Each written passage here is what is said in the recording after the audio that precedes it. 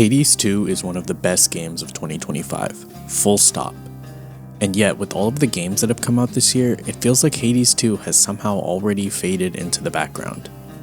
The original Hades kinda took the world by storm when it was released in 2020, yet hadesII doesn't seem to have captured the zeitgeist despite being bigger and better in almost every way.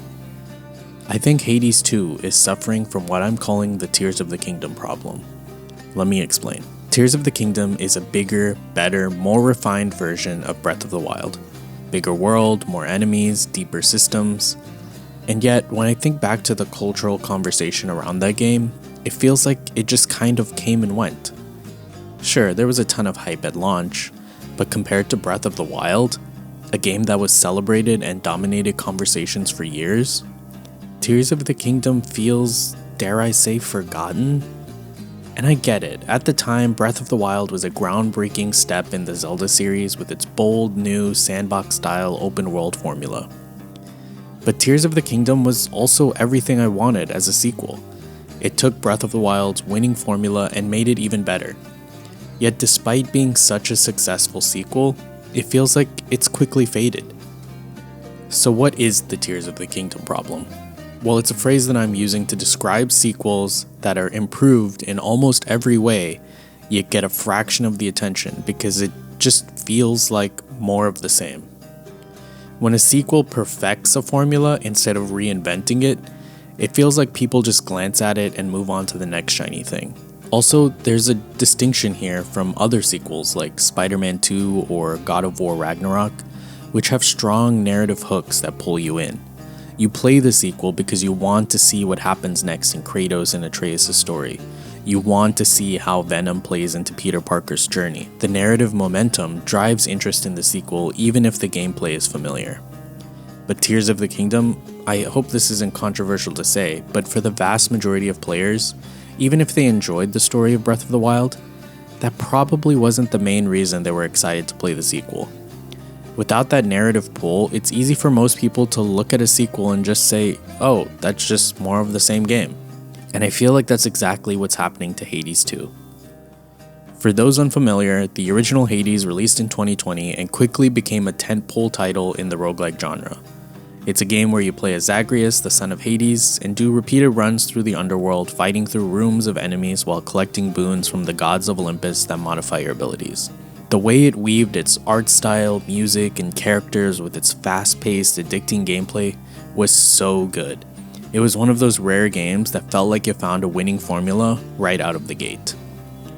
So how is hadesII falling into this trap? Well, 2025 has been an absolutely ridiculous year for games. I mean, just in the past few months, we've seen so many highly anticipated releases. Silksong, Battlefield, Ghost of Yotei, Ninja Gaiden 4, Outer Worlds 2, Pokemon Legends EA, I could keep going. In a year this crowded, it's easy for a game that on the surface doesn't seem like a grand reinvention to get lost in the shuffle. But I should mention that another big factor at play here is that the game has technically been playable for over a year now, in early access. That certainly has a part to play in the dampened hype around the launch of this game. But I think the biggest factor here is that hadesII just looks like more Hades.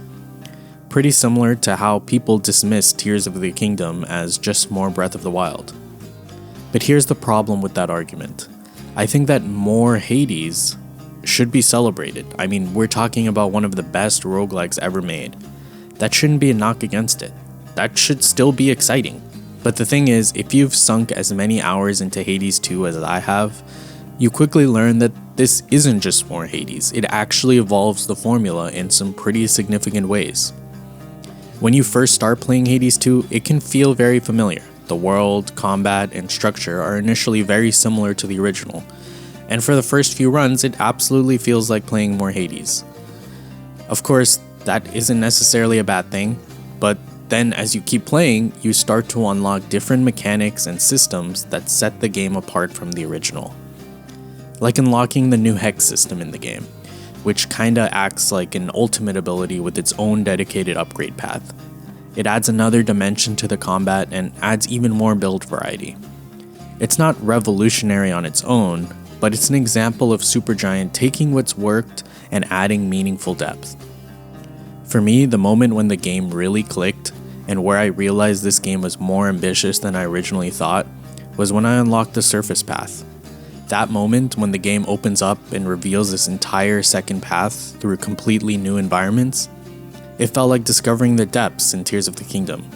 This was Supergiant fundamentally changing the pacing and structure of the game. Because here's the thing about roguelikes, they live and die by variety. Repetition is baked into the genre, so keeping each run feeling fresh is everything. The original had one path through the underworld. Hades II gives you two entirely distinct paths, the underworld and the surface, each with their own levels, enemies, bosses, and characters.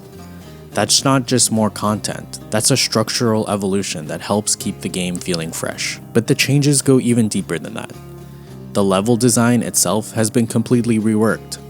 The original had this tight, room-to-room structure that funneled you forward in a pretty linear path.